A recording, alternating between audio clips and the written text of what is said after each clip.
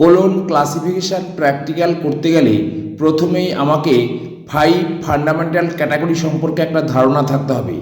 এই 5 ফান্ডামেন্টাল ক্যাটাগরিকে সংক্ষেপে পেমস্ট বলা হয়।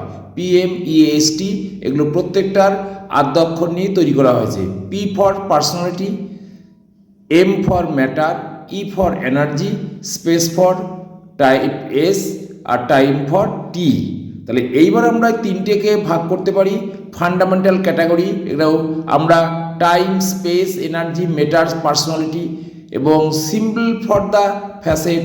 টাইমের জন্য ক্যাপিটাল টি, স্পেসের জন্য ক্যাপিটাল এস, এনার্জির জন্য ক্যাপিটাল ই, ম্যাটারের জন্য ক্যাপিটাল এম, পার্সোনালিটির জন্য ক্যাপিটাল পি। এবং name of the connecting symbol, এবং এগুলো কি করে আমরা যখন ক্লাস নাম্বার তৈরি করব তখন পাংচুয়েশন মার্কস বা কানেক্টিং সিম্বল বলা হয়, কি দিয়ে জুড়বো সেইগুলো দেখিয়ে দেওয়া হচ্ছে। যখন আমার টাইম থাকবে, টাইম ফ্যাসেটের নোটেশনের আগে সিঙ্গেল ইনভার্টেড কমা, স্পেসের আগে ডট, এনার্জির আগে কোলন, ম্যাটারের আগে সেমিকোলন, এবং পার্সোনালিটির আগে কমা। এগুলো মেন ক্লাসের সঙ্গে যুক্ত হবে। Thank you.